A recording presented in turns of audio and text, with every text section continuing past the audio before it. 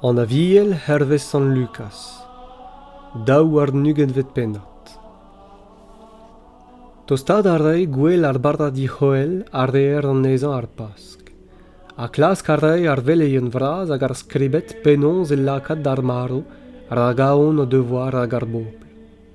Neuze ez an tre Satan e Judas Iscariot hag a oa un an daouzek. Mon arreaz denem glevout gant an arch veleien a penou braz ar wardet diwar ben an tud e lakad e treo daouarn. Laouen braz e oeñ hag e tivizion e re achandeza. A santi arreaz a klask arrei un degouez mad evit e lakad e treo daouarn eb gouzo d'ar bobl. Don arreaz eta deiz ar barda di Joel mateler ar berza ar pask. A Jesus agas a sper a Jan en ul lavarou dezo, et daouz a dim ar pask, ma te brimaneza. In a c'houlenn a zouta, pellech e fel dit en aos fem, respond arreaz. Setu pa vefod o c'hantren e ker en em gavo gannoc'h un den o tougen ur pod a dour, eulid beteg an ti ma zayenna. A lavarou d'ar vefod da vestran ti, ar mestr a c'houlenn ouzit, pellech ema ar sal ma te brinenni ar pask gant ma diskibin. Hag ennez a ziskouezo d'oc'h ur gambr war leis pa lennet, ozid en no peptra. Mon arreaz eta an diskibin, hag e kavjon an trao evel men devoa lavaret dezo, hag oz a arrejon ar pask. A pa voe doet an eur, ez eaz ou stol, hag e bestel ganta, lavarou d'arreaz dezo, c'hoant braz am eus bet da zebri ar pask ma gannoc'h, ken din gouzanf. Arrag me lavar d'or, nen debrin ken, betek ma vo beseven en e leunder e rouantellez doue. Hag o vezan kemeret ur c'halir e trugar e kaz en ul lavarout. Kemerit kemen ma, a lo denit e trezor. Me lavar d'or a dalleg bremañ, ne vin ken eus frouez ar gwini, ken na vo deuet ur rouantellez doue. Hag o vezan kemeret barda e lavardaz ur beden a drugarez, e ran az an neza hag e ro az dezo en ul lavarout. Kemen ma eo ma c'horf, an nini roet evit oc'h, grid an drama evit ober an invoradur a c'hanon. Hag evel se yvez goude kouan e reaz evit a c'halir en ul lavarout. A c'halir yad ma eo an emgleo nevez em goat, an nini skuiliet evit oc'h. Setu avat, me mandorn an nini am gwerz gant inouz an dolma. Rak mab an den a ya evel me obe divizet. Maloz avat dan den se ma eo gwerzet gantla. Hag in en em lakas da c'houlenn e trezo piou an nezo a oa an nini o vont ober an drase. Tabu da savaz ivez e trezo. Piou an nezo a oa da vez an sellet evel ar brasa. Jesus avat a lavardaz dezo, rouanet ar broadou ar da o misteri warno. Hag arre o deus galou warno a fel dezo bez an anouet mad ober ourien. C'hwi avat ar da bad ober evel se. Ogen ar brasa en outouez, ar avezo evel an nini a wanka. Hag an nini a ren evel an nini a servij.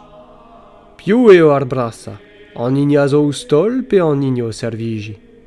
Daoust an neo ket an nini a zo oustol, me avad a zo en outouez evel an nini o serviji. Met c'hwi, eo arde a zo bepret chomet feal din en an preuadurioù.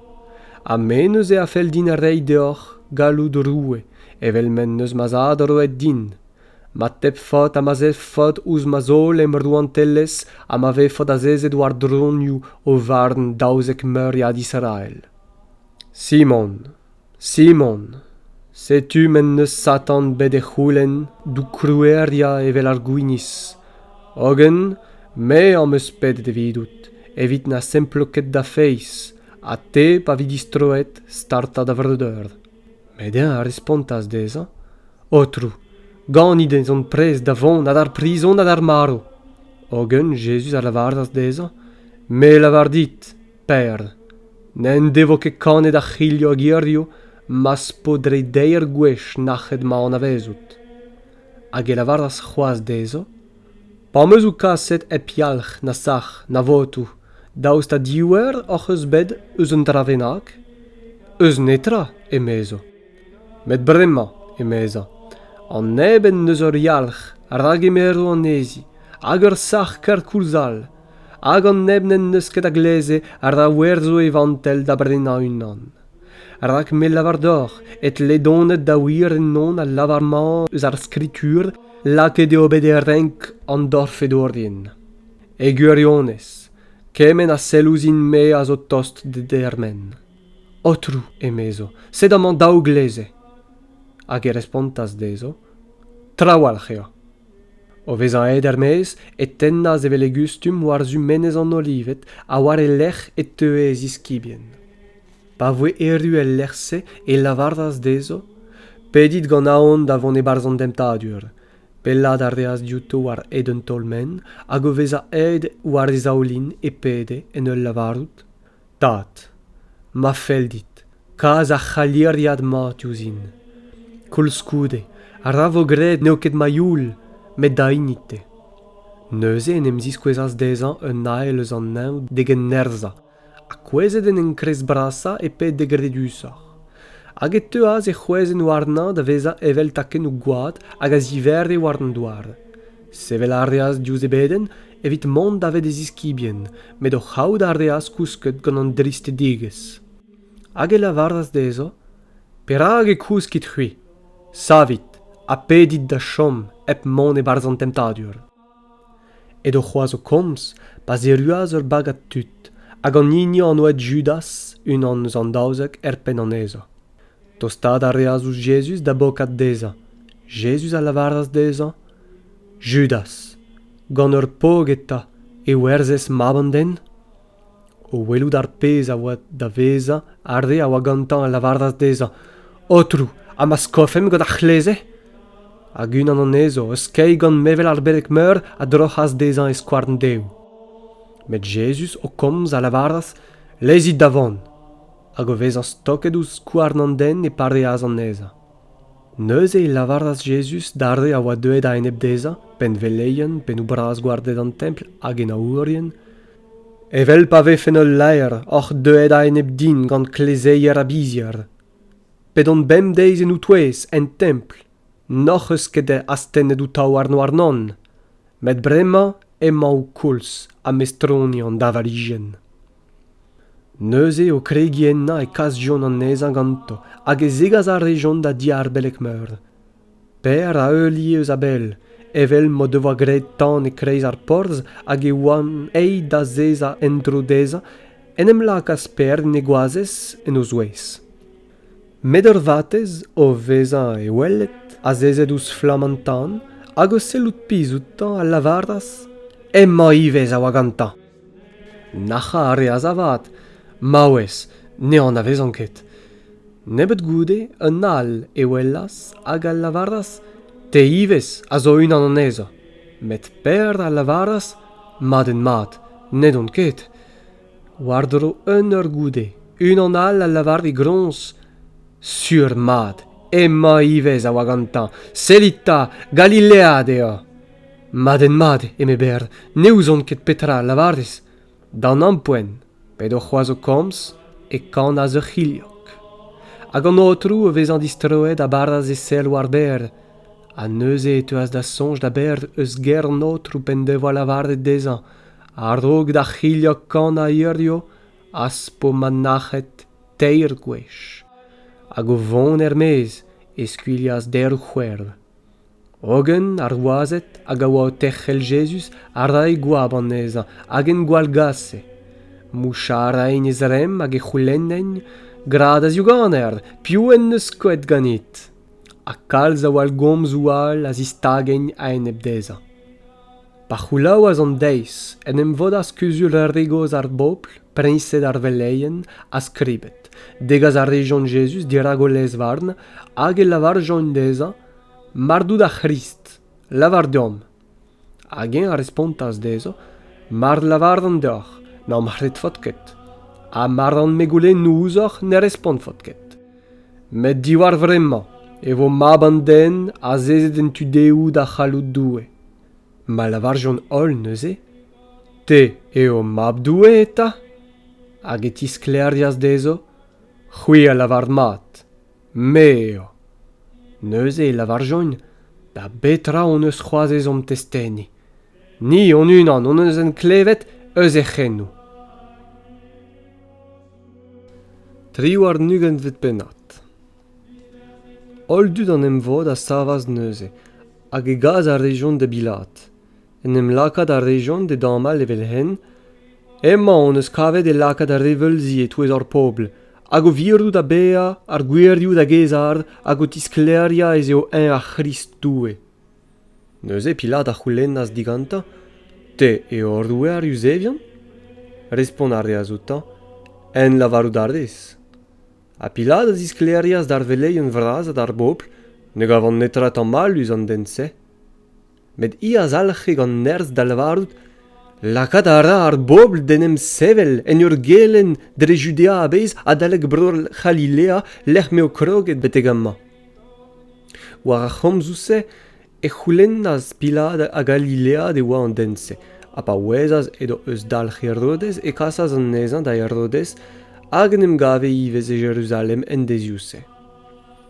Herodes pa ouelas Jesus a ouel lau en bras, ar da gabaou e pelamzer en devez e c'hoant de welout gant ar pez ag levet i war de ben, a spi a walc'h en devoa de welout o c'hober ur burs bennak. En goulenata ar deaz gant forz gerioù, met Jesus ne respontas netra deza. Eno koulskoude edo ar velei un vraz hag ar skribet hag en tammale gant teier dijen.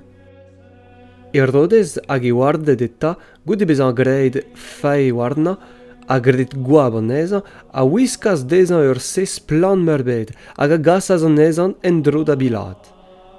A dalle gant deiziouse et te as Pilat hag Herodes da vezan mignonet, eus a en e borien ma oan diagent. Pilat eta goude bez an galvet an arveleien ar penadur deizioù hag ar bobl a lavaras dezo.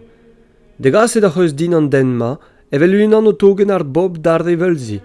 A set tum an meus dirazoc'h gret en klask di war ben se, a ne meus kavet en nan netra da damal eus ar pez a lavardid en e ennep. Nag Herodes ken nebet pe gwir en neus en at kaset dim en dro. Gwellout ar dit, ma nebet ne neus gret emma a gemmen ad alvez fe ar mardo. Rak se goude bezañ en kastizet en loskin davan. Ogen da gever ar gwell et leerei dezo frankiz ur prisoniat. Met ol en em lagjon da gria la gevret, ar mardo evidemment, a losk gant im Barnaba. Emma oa betolet er prison, evit un tol dispach war veze de kerd hag ur muntr. Pilat eta c'hoant gantan da leuskel Jesus a gomzaz outo adare, in a va da grie, ar groaz dezan. Evit an tre de gwez e lavardas dezo, pez rugenta en neus gret an denma. Netra ne meus kavet en na hag emmen a dalvez fe ar mardo. Mon a ran eta de gastiza a de leuskel da von. In a va da zalche start gant kria degou braz da c'houlen ma vije staget ouz ar groaz a gwassa e save o moezio. Pilat neuze a varnaz ma ve ferroet o menat dezo, a leuskel ar reaz ganto an nini a oa betolet er prison evit un tol dispach, hag ur muntr an nini a c'houlenenn, Jesus a vad e rei ar reaz dezo vezo youl. Pa oan eus e gas ganto e tol jon o dorn warn den, Simon a c'hureneat, a oa o tonnet eus ar park hag e samjon ar groaz warna evit e dougen war lech Jesus. Ur bob vraz a dud en eulie, a meched hag a skoe war boul o c'halon hag a urvoud e warna. O treiouto Jesus a lavardas, meched Jerusalem, na welik ed warnan. Kentoch gwelit warnoch a warou pugale. Rak setu o tonnet deizioù ma vo lavaret e vurus ar groagez divugel an daou gostezioù nodeus ket douget hag an diouvronu nodeus ket maget. Neuze en em lakain da lavarout d'ar menezioù kwezit warnom ad an torgenou kuzit a c'hanom. Rak mardier evel en da c'hoat glas, petra a c'hoarvezo gant a c'hoat sech. Daoud or fedour all a gaset c'hoaz, evit bez an laket ar mard war an droganta. Pa voen ruet e lech an oet kalvar e stag jon an ezan ouz ar groazen no. Hag an dor fedour den ivez, unan en tu deo hag e gile en tu kleiz. Jesus a lavarde, Tad, pardon dezo, hag nous on ket petra ar eogn. Neuze o ran a ezilia de tenjon ar sart warno, ar bob la chom enno da selout. Ar penou braz in ivez arda e gwab an ezan en ul lavarout salvet en neus ar rewal. Ranem salvo e unan, mar deo kris doue an ini di babet. Ar soudorde divez a c'hoardez e gwab warna. Tostat ar rein hag e kinigen gwinyak deza. En ul lavarout mardout roue ar usevien en em salv da unan. Bez e oa ive ur skrid a us de ben emma e o roue ar usevien. Unan eus an dorfedorien e pign ouz ar groaz a sko e kunu jen nou gantan en ul lavarout. Anneo ket te eo a Christ en em salv da unan, anni ganit. Met e gile a respont a zout tan gant komzout aerd. Na te ken nebedal, na c'eus tamm ebet doujans doue. Goude mout bet barnet dan nevelep kastis? Evidom ni ez eo justis. Pet om diouz an torfedou. Met emman en eus gret droug ebet. Hag e lavarde, Jesus, aspez sonj a c'hanon pa zeuy e gloar d'ar an tellez. A Jesus a respontas dezan, e gwirionez en lavarden dit, irdio e viganin barados. Guardero a c'hwervet eur e oa pa zeu a steñ valigen war ar vrdo a bez peteg an navet eur. An neol o vez an kuzet, a gwell an templ ar droga az dre an anter. Jesus o c'harmi en ur griaden vraz a lavardas, Tad, e tret a zawarn e lakan ma speret. Hag o lavardout kemense e loskaz e uan nad diweza. Pa welaz a c'hantener ar pez a oa c'hoarvezet e rentas gloar da zou e gant ar c'homzoù ma, e gwirionez, an den ma, a oa un den reiz. Hag an ol en gruezioù tud hag a oa en em zastumet evit gwelout an arveze, pa weljon petra a oa en em gavet a yae war o c'his o skei war boulo halon. Ol dud ean a oudegez en em zalche a ziabel a givez ar gloagez o devoa en euliet adal e Galilea hag a selle ouz an traouse. A setu neuze un den anoet Josef, ezel eus ar c'huzul braz, un den mad a reiz. Enez n'en devoa ket a santet na do mennat na do oberou. Genidig eus Arimatea, ur gerd eus ar duzevien, a c'hortozer do an tellez doue. Emma a yaz da gaout pilad evit goulenn korf Jesus. En disken a reaz diouz ar groaz, en gronna en ul linsel, hag en lakad en ur bez kleuzet erdoc'h, lec'h ne oa belaket c'hoaz denebet. Deiz ar dragozadur e oa hag e lugerne dij a goul a wennou ar sabat. Ar groagez hag a oa deuet gant Jesus eus Galilea o devoa euliet a dost. Sellout mad ar region ouz ar bez a penons e oa belaket korf Jesus. Hag o vez a distroet war o c'hiz e c'haoz join louzeier a c'hwezvad a frondou. A deiz ar sabat e talc'h join d'ar repos gourchemennet. Pevar war nuget vet pennat. An deiz kenta eus ar sizun gant tarz kenta an deiz e teujon d'ar bez a ganto al louzeier c'hwezvad o devoa ozet. Ar men a gav join ruliet a zir hag ar bez. O vez an e barz, ne gav join ket korf an otrou Jesus. Nec'het e oan diwar e ben, pa en em ziskwezas dezo daouzen gant diliad lugernus. Evel ma oa un spantet a ma plegen o drem war-zu an douar, ar remman a lavaras dezo. Per hag e klaskit e touez ar devardo, an ini a zo beo. Neman ket amma. Diunet eo a douez ar devardo, o pet sonj penons en deus komzet ouzoc'h pet o c'hoaz e Galilea pa lavarde, ar de deo da vab an den bez an laket e tre dawar nar becherion, bez an staget ouz ar groaz, ad an tre de deiz at sevel. Neuze e a sonj dezo eus e gomzo. O ton en dreuz ar bez et tegemen join an ol draousset an unnek ad an ol rewal. Bez eo an ezo Mari Madalen, Johanna a Mari, mam Jacques. Ar mec'hedal hag a oa ganto a gantas kemense ivez dan e bestel. Met a c'homzou se a seblantas dezo bez an sorchenno, a negret joan ket ar mec'hed.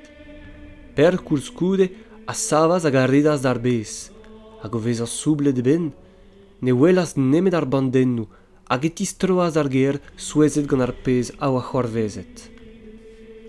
En deise, setu ma oa daou an ezo o vant ur vourc'h war c'hed triugenstaden diouz Jerusalem e c'hanno Emmaus. Hag e komzen e trezo diwar ben kemmen tra a oa c'hoarvezet. A setu e pad ma oan o komz hag o vrutad, Jesus e unan a dostaz hag en em lakas d'ober ent ganto. Met dalchet e oa o daou lagat ma ne oan ket evel en an avezout. Hag e lavaras dezo? Petra a chomzous se a lavari d'an eil de gile en ur vont gant an ent? Chom a region a sao, leun a drist digez. Unan nezo, an ouet Cleopas, a respantaz outa. Te eo an estren nemetan o chom eo Jerusalem a vefe eb gouzout petra zo bet c'hoarvezet en ni en deizioù ma? Petra ta, emeza. Ar vema a respantaz, ar pez a zo en em gavet gant Jesus ar Nazaret. A oa en em ziskwezet evel ur profet galudus en eo berdou hag en e gomzou dirak doue a dirak ar bobl a bez. A penonz o deus ar belleien vraz hag ar penadurezioù en drouk roet da vez an barnet d'ar maro hag en staget ouz ar groaz. Ni a vad a esperde e oa ennes an inias as prenfe Israel. Ogen gant kement se ol eo emma an trededeiz a baouem eo digwezet an trause. Gwird eo ez eo bet strafullet ar sperret gant un nebet groagez eus an touez. Din d'ar bez da c'houloù deiz. A pan o deus ket kavet e gorf ez in distroet en ul lavardout o deva gwelet ellet zoken. Hag el lavard ez eo beu. A darn eus ar compagnonet a zo d'ar bez hag o deus ivez kavet an trao evel mo deva lavaret ar groagez. Eo a vad, no deus ket e welet. Neuze e lavardaz dezo? Oh, tu disperde da gorde de go kalonou, da gredi kemen o deus lavaret ar brofetet. Daoust tan e oa ket ret da Christ gouzanf ar poanioù se a mont evel sen e c'hloar? Hag o kregi gant Moizez hag an ol brofetet e tisplegas dezo, en ol skriturioù ar pez a oa diwar ben. Evel se e c'herujon tost d'ar vourch ma zain, met en ar deas vant da vont iroc'h. Met dechel a region war nan en ul lavardout? Chom ganim, rak setu ar sernonz o ton, hag ema an deiz o tisken, hag e c'hantreaz eta evit chom ganto. Hag e c'hoarvezas pa oa ou stol ganto, ma kemeraz ma vinigaz ar barda, men ur ranaz, ha men ur doaz dezo. Neus eo daou lagad e zigordas, hag en an avezout ar region. En o avad, a oa en em guzet diouto, hag e lavarjon an eil digile. Daoust, a ne verve ket o c'halon en o c'hareiz, pa gomz e ozim war nent, a pa zizol loe dim ar skriturioù? Hag o sevel ar raktal e tistrojon d'ar Jerusalem. Eno e kavjon bodet an unnek, hag o compagnonet, a lavardaz dezo? Evit gwird, da soc'het eo an otrou, hag nem ziskwezet eo da Simon. Hag io unan a zisplegas ar pez a oa c'hoarvezet war an nent, a penonz o devoa anavezet an ezan gant ar ranni digez ar barda. O komz evel se e oan pas en em gavas Jesus en o c'hreiz am al lavardaz dezo, ar pioch ar a voganach. Sabatue da spontet ma oen e kredet ezo gwelout ar sperret. Hag e lavardaz dezo. Per hag ez oc'h strafullet a per hag e salv diskreet en o kalonou. Sellit ouz ma daouarn hag ouz ma zreit. Me eo, me ma unan.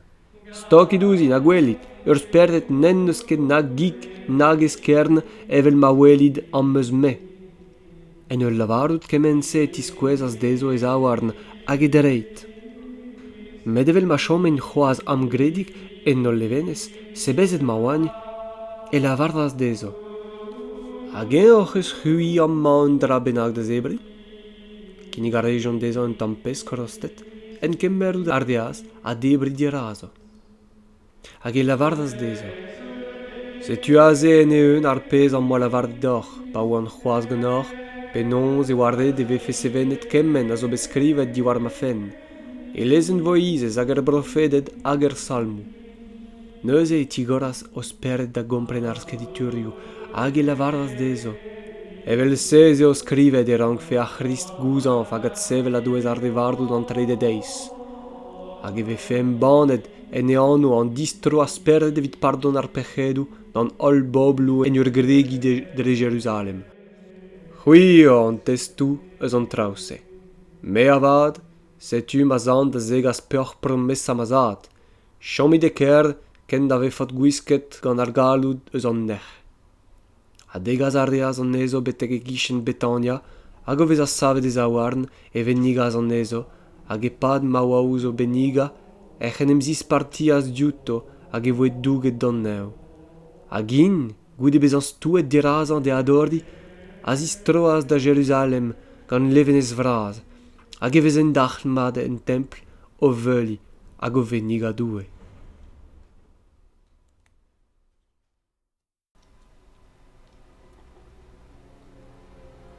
Echuom gant ur beden evit Breizh. Breizis, kouezom d'an daolin, hag ep fall galoni, bedom Jesus da gemer truez ouz ur broni. Breizh diskardet, ur pilet nebetoc'h a skedo. Wardo douar c'hor nawak, na daval e vezo. Breizis, bedom a galon, ma vo at savet Breizh, en e c'herd evel gwechal, gant e yez hag e fei, eb fei gristen brouioù ne c'hell be a urzbet. Eb brezonek, ken nebet ne c'hell be a Breizh ebet.